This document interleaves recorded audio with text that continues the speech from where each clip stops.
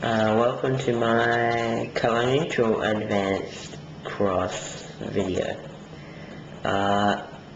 You may or may not have watched my just white cross video.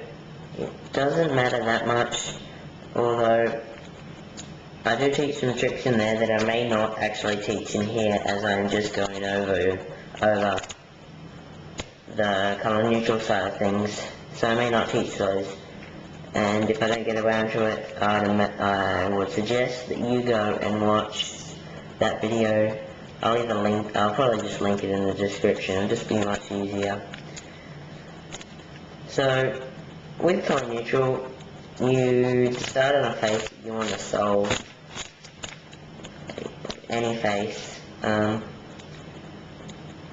What I do with color neutral, and some people don't, but this is what I do. I look for bars like this yellow orange bar and this yellow red bar, red blue, red yellow, and there's lots of bars in this scramble, 3 of the scramble actually, red yellow, and all of those bars.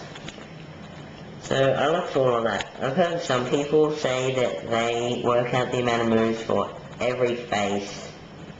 I do not do this for every face, as once I've found these bars, I see that it's got yellow on it, this one's got yellow on it, and this one's got yellow on it, this one's got yellow on it, that I'm gonna start on yellow. That's my theory behind things. I do not see in 15 seconds how you can inspect every face and count the amount of moves for every face.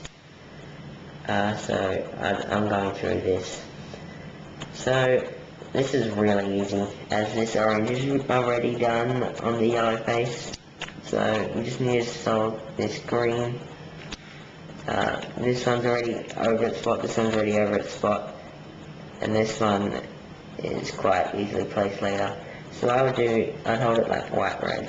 L2 to place that one, and R2 to place that one. And then when I place this one, I see that it's got that corner on there. So with that corner, I would have noticed that at the start, obviously, and I would have been finding the corresponding edge piece to that corner, and I would be making sure that it did not end up in this E-slice on the layer. So now that I've found that, I can solve that piece. So what I do is I misalign the bottom layer, and then I put this over its wrong color, and like insert it into there, and then line that again. That's not something I go into because it's sort of like extend across, and I really don't use it, and I'm really no good at it. That's the first example. Here's the second example for color neutral cross.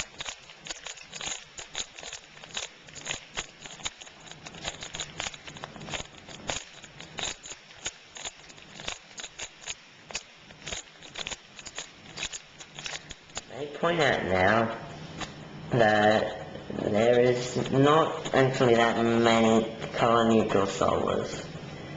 There's a few, but there's a lot more that either do opposite color neutral or just one color. There's obviously advantages and disadvantages of both, and the war between these three, or mainly just the one color and color neutral, has gone on forever in the speed cubing community, and will continue to go on forever, I imagine. I do not think it will ever stop. So, that's not what this is about. The main reason, I think, is that color neutral is harder to recognize during F12, is why people do not use it, as you are trying to find a separate color every solve. And I do not see a problem with this if you do it from the start and practice. But let's get on with the cross. So again, I look for my bars.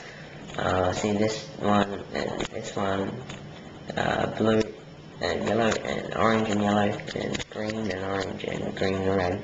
So when I look for my bars, I look for 2 bars that have one similar color on them.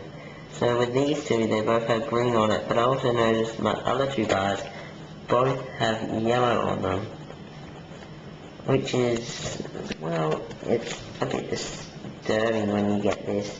I can quite easily see which one is better. after a bit of practice. I can see that if I continue with yellow, I would have to do 1 move to place these over the things, and then 4 moves to place them into position. That's a 5 move cross, which isn't that bad, but it can be improved. So, I obviously decided to choose green, as these two both have green. So, the first thing I do is not align this one, which if you watch my other video, I told you why. So I'd suggest doing that, because I'm not going to teach you why, I'm just going to teach you about color neutral. So the first thing I see is this one's opposite. So this green-orange is in the red spot, which is opposite. So with my other pieces, I'm going to try to get them opposite. But with this scramble, I see they're already opposites. White and yellow and white. So they're quite easily placed with R2 and L2. And now you guys are probably wondering, if I do an L2, you're just going to screw up your bar that you have here that's quite good. But I can see that after the R2, which is probably I'll do first, and place this one, if I do an L2, then this piece actually becomes an opposite, and easily placed with an F prime move. So this isn't that hard to figure out in inspection, that the red's going to go over here, the orange, and be placed in. That's your next example. That's the second example. This is going to be the last example for color neutral cross.